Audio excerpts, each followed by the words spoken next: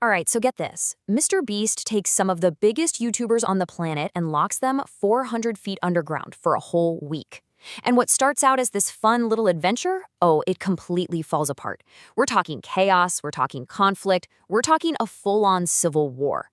But the real question is, how much of that was actually real? And how much was just part of the plan all along? We're going to deconstruct the whole thing. The setting for this whole thing is just wild. We're talking about a gigantic salt mine in Romania that's been around for 1,000 years. I mean, this place was used for mining salts, then it was a bomb shelter in World War II, and now it's a playground for YouTubers.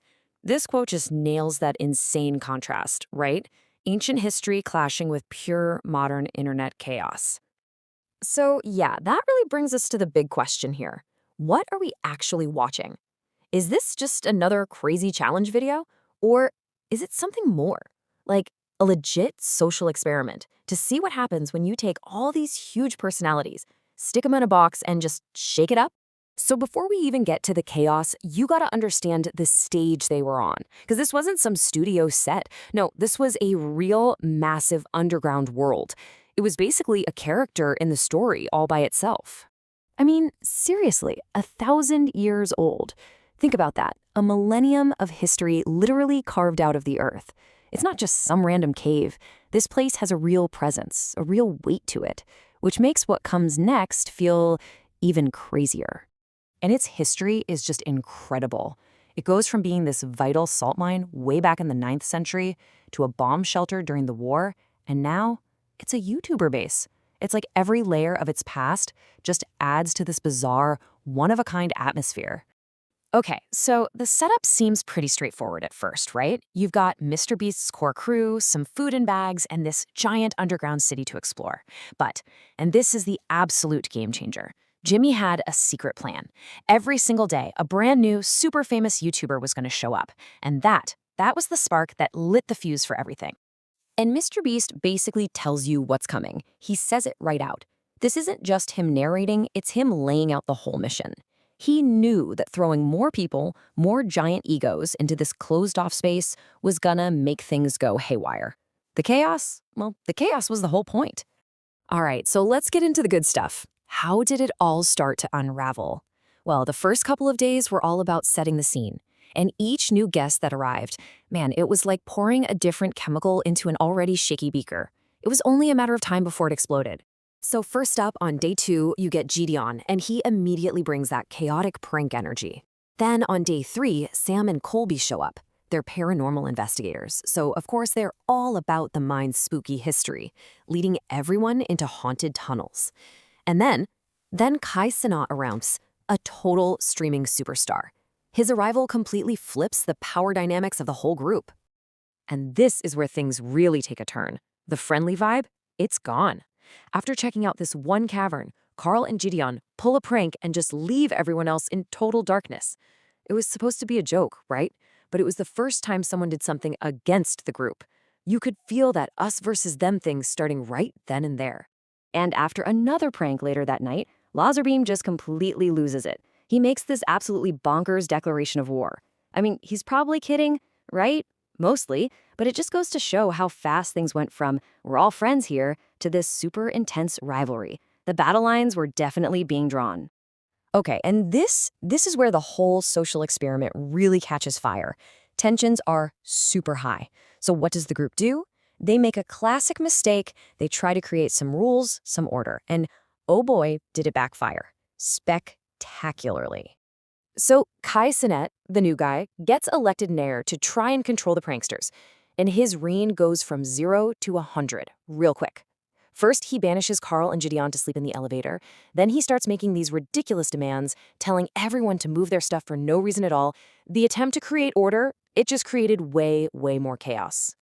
And just like that, the group splits right down the middle. You've got 2 clear teams. On one side, you have the Day Oneers, that's Mr. Beast and the original crew, and on the other, the new gens, led by Mayor Kai and all the later arrivals. It's a classic setup, really, the old guard versus the new guys trying to take over. So what was the final straw? While the Day Oneers are off exploring, the new gens literally pick up their beds and move them out onto this open bridge. It was a total power move, like they were conquering territory.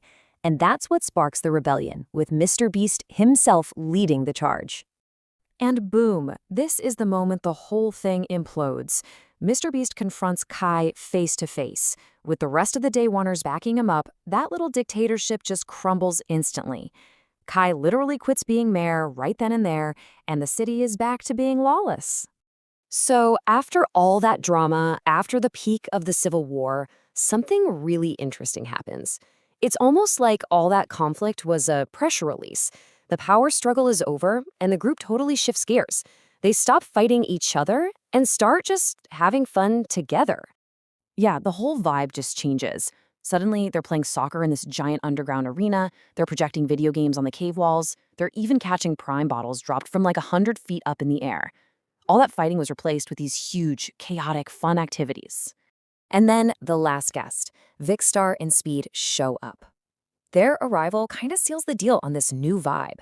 They walk into this post-war city, and their energy just makes sure the last couple of days are all about that big, messy community fun instead of all the division. Okay, so we've seen the whole story play out, but what does it all mean? What can we take away from it? Because this video wasn't just a bunch of random stuff happening. No, it's a masterclass in creating viral content. Let's try and decode that Mr. Beast formula. So here it is. This is what it really boils down to. The recipe for virality is actually pretty simple on the surface.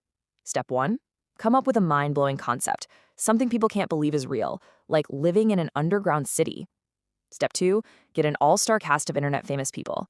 And then, this is the secret sauce, you start introducing things that are guaranteed to stir up drama and tension. You basically create your own reality show. Let's break that down a little more. The grand concept, that's your hook. That's the crazy idea that makes people click. Then you have the influencer crossover, which brings all their different fan bases together into one giant audience. The escalating stakes, like adding a new person every single day, that's the engine of the story. It keeps things unpredictable. And finally, you've got the manufactured drama, which is all the conflict that gets you, the viewer, hooked and invested in what happens next. So here's the bottom line. None of this chaos was an accident. It was the whole point from the very beginning. Every new person, every prank, every single power struggle, it was all planned to create a story with heroes and villains and a clear beginning, middle, and end. Mr. Beast isn't just a YouTuber here. He's more like a social architect, building these little worlds designed to create the most entertaining outcome possible. Which kind of leaves us with this big final question, doesn't it? Is what we're watching just pure entertainment, all engineered for views? Or does this crazy manufactured chaos actually show us something real about human nature? Something about how we act when we're put under pressure? Honestly, the answer is probably a little bit of both.